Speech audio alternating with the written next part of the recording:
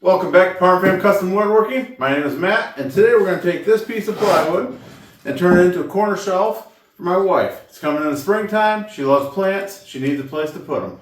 So what we're going to do is we're going to take this sheet and then we'll cut it down at 12 inches right here. And then the other side is going to leave me about 6 1/4. This is 18 inches and some change. And I'm going to make a corner shelf, and then I have a couple more pieces. I'm going to cut into shelving, put a shelving in here every 18 inches in height. Go from there. So we're going to take her over to the table saw and get her ripped down. Alright, so first thing over here at the table saw, we're going to get her set up at 12 inches. So we've got the guide set at 1 foot, and that'll give us room that we can rip our board down right here to 12 inches.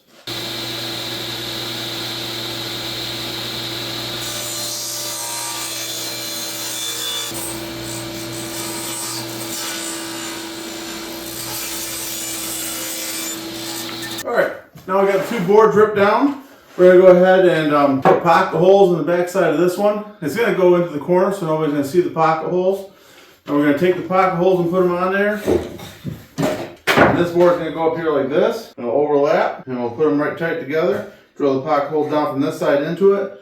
You want to get the pocket holes so they go down on an inward angle. I'll show you more in a minute. But the inward angle, so it gives it more bite on the plywood. If it goes through this way, it's going to be to the outside edge of that plywood. And you're not going to have nearly as much bite. And it's not going to be as strong of a joint.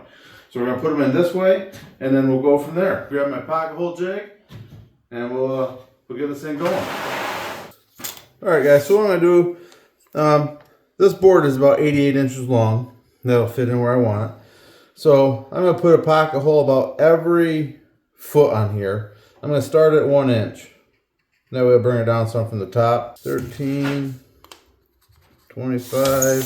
So now I've got that marked out. I bring out my pocket hole jig. So we go ahead, we're using 3/4 inch material. So we'll have this set up to the 3/4 inch line right here. So what we're gonna do is we're gonna get our line lined up in here where we want it. And then we'll go ahead and drill our pocket holes. Snap that in. I'm sure you guys have seen a million of these drills. They're a quick and good way for joinery and cabinet, especially if they're hidden and you can get them in the right position. You glue the seam and you put that in there along the way, and it seals it up and holds it pretty well. One last one to go. Alright, so there's all of our pocket holes drilled up. Now we'll go ahead and get these put together. Actually, we're going to do some nice old sanding first. So what I have is it's a finished grade plywood. It's sanded down both sides. So I'm going to go ahead and I have a 120 on here. I'm only going to be painting this. I'm not going to stain it. So 120 will be good for what I need on it. And we're going to go from there. Alright, so now I got them sanded.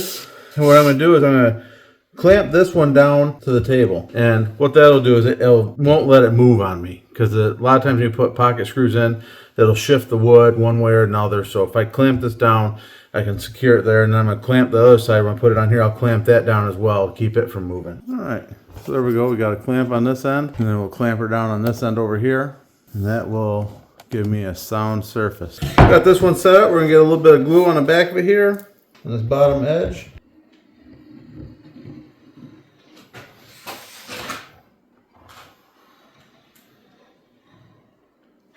Go ahead and spread her out a little. I'm using a Titebond 3 on this. That's what I have. You could use a Titebond 2, regular Titebond. This is going to be interior, so that's not going to have any exposure really to water. Titebond 3 is designed more for water. It's supposed to be water repellent or water resistant. That way we can keep it where we want it. In theory anyways. Alright, so this is kind of how it looks back here. And I'll go ahead and put some screws in these holes and pull her down tight.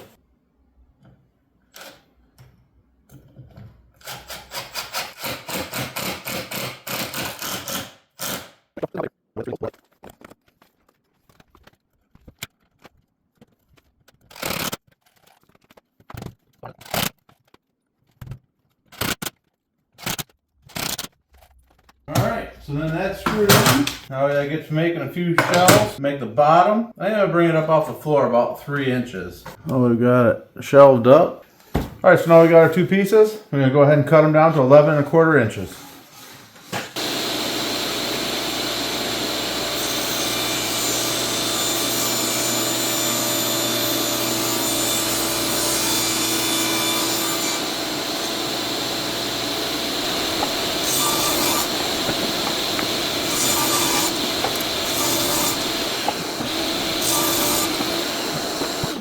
there's 4 of the 5. I took the 5th one over there, checked after I cut the first one.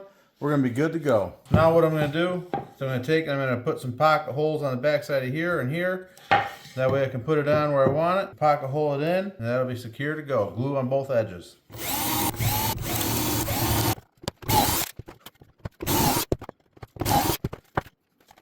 I'll mark again, make sure I get them in the right spots.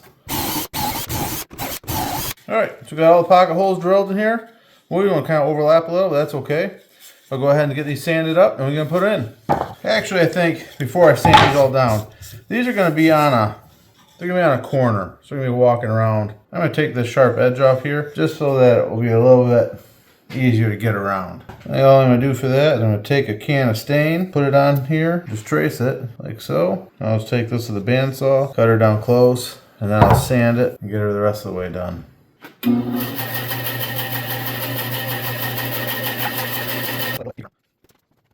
Let me see.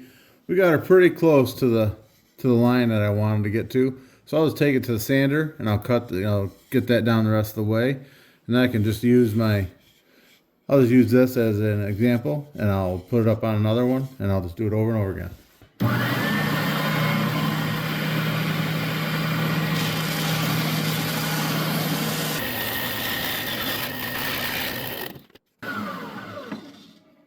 So now we just line them up, we'll trace right around there and do them over and over again. We'll get them all the same way and they'll be ready to go. Alright, so I'll take these back over to the bandsaw, cut those out, and then we'll take them to the sander and get them all done.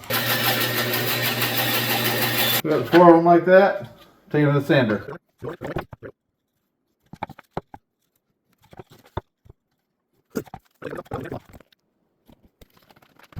Alright, so I noticed my belt's getting a little bit rough and not clean as well as I want, so I have this little sanding belt cleaner stick.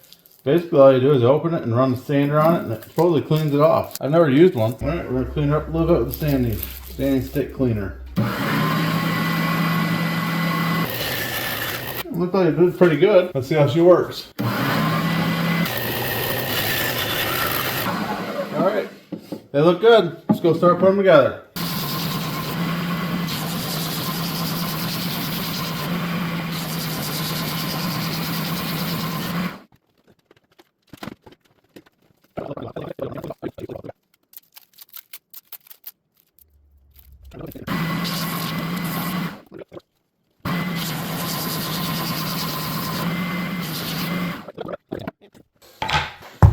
Alright, so they're all sanded up. We'll go ahead and get the other piece back over here and start putting them on.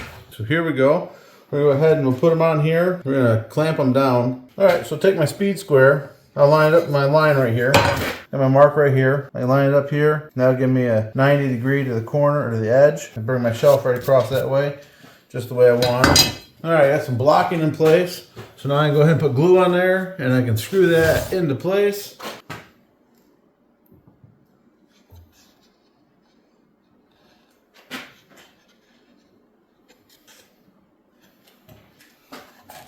So I'm using 1 1/4 inch Kreg pocket hole screws.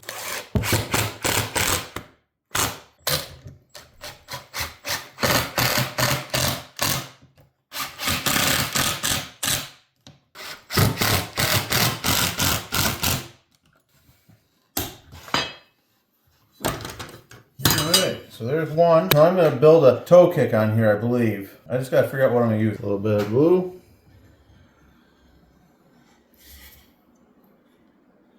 Spread her out. Make sure she's up there good and tight against all those surfaces. So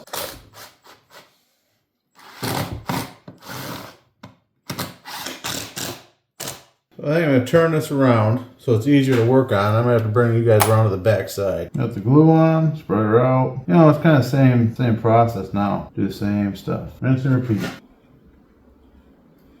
So for the bottom of this, I need a piece that's 3 1/4 inches tall.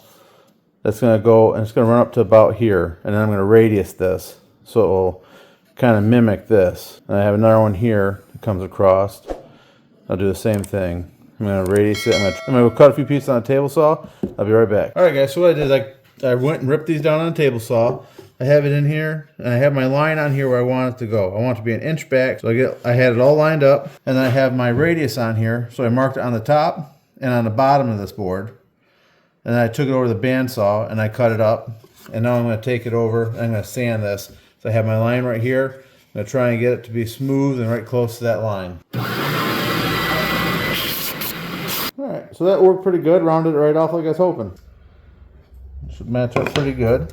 What I did was I lined this up with my line, like so. And then I marked on the top side of it where my radius was. And then I marked on this side where the radius was. Took my can that I used for the original radius and I lined up the areas that I marked, which in theory should give you the same radius if you mark it the right way. Once again, it's just in theory. Let's test it out on the bandsaw.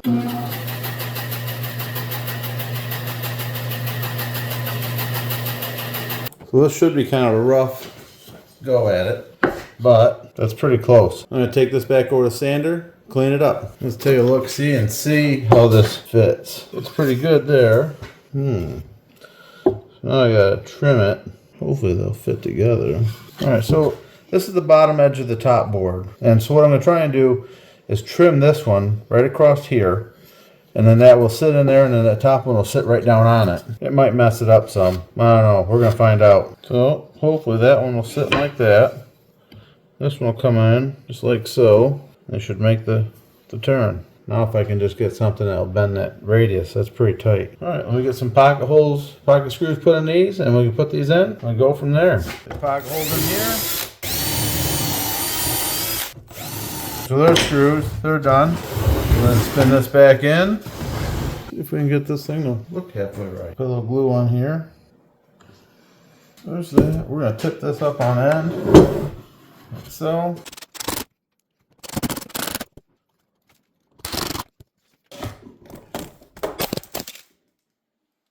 Oh no! It's not good. I just broke tripod, so now I'm going to try and figure out something else. Well, so we got this screwed in, put it in the bottom. There's that side. Hold on, I'll set it up right and you can take a look at it. Alright, so there it is. That's the corner shelf. Now I'm just going to have to finish sanding it up a little bit, get some paint on it, and my wife can put her plants on there. I think it turned out pretty good. Like I said, I finish up around the bottom down there. I'll get that finished up and get some paint on it. Not too bad for a couple hours in the afternoon. You can see the bottom shelf down here is a little narrower than the rest. That's part of my snafu. I measured right from the bottom instead of adding 4 inches from that for that bottom toe kick. So there's 14 inches here and then the rest of them are 18 inches. It'll work. That way I keep the cat from knocking it off. So alright guys, so we came back. We sanded this down. Got the second coat put on here. Sanded it down. And now we're going to get ready and set this up and go ahead and get her painted. Now I gotta go do some sanding to it. But on the inside where I'm going to put it, there's a light switch on the wall on the inside where this is going to go. And it's 45.5 on the bottom side of the switch and 45 and 3/16 on the top side. And it's going to be on this back side right in here. So I got to make a hole for that and make it so that light switch is still accessible. So I'll measure it up on here. Tip this up. I think I'm going to cut through from the back side on here. It's going to be underneath the light housing anyways, so you're not going to see it. Then I can sand it and paint it. So yeah, we need to go up 45.5 inches to 49 and 3/16. And then it's going to come out 1 inch, which is going to be really tight to this 3/4 inch plywood. All right, so there's our measurement at 1 inch. And then the other one's going to be at 3 inches. So now I'll do like my reciprocating saw and just go ahead and cut this out. And that'll be my hole. Then we can go ahead and put our light switch will be right through there. So we'll be good to go.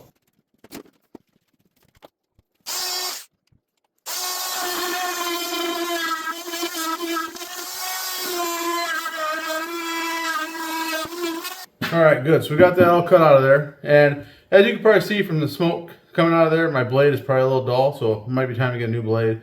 And you can see right here with some of the sawdust that comes out of there, that's a brownish color or dark brown. That's just saying that your blade's dull. Time to get a new blade. So there's the cut. I gotta go ahead and clean up this side a little bit.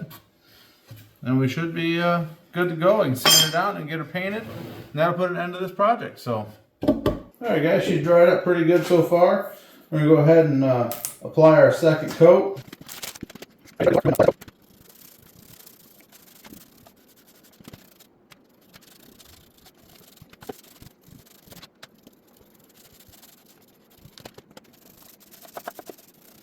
I'll probably get harassed about this video because I complain about paintbrushes.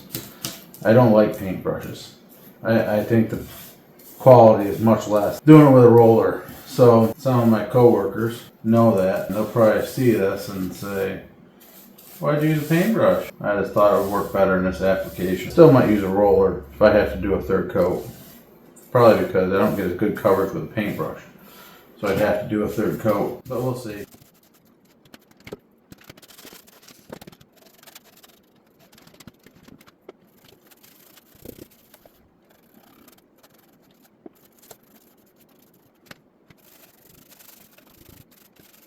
Alright guys, so there we got 2 coats on it. We'll come back tomorrow. We'll check out and see how the second coat dried up and if it's going to need a third coat, and then we'll go from there. Hey guys, we got the finished product on. We got it in the house, installed. So I just wanted to give you an overview, show you what it looks like, and we can go from there. So this is the finished product. We got the shelf put up in the corner. You can see our light switch there, works good.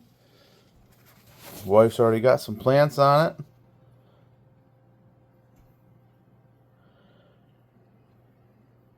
This one down here, the dog almost knocks it off every day with a tail, but you know, you're gonna have that.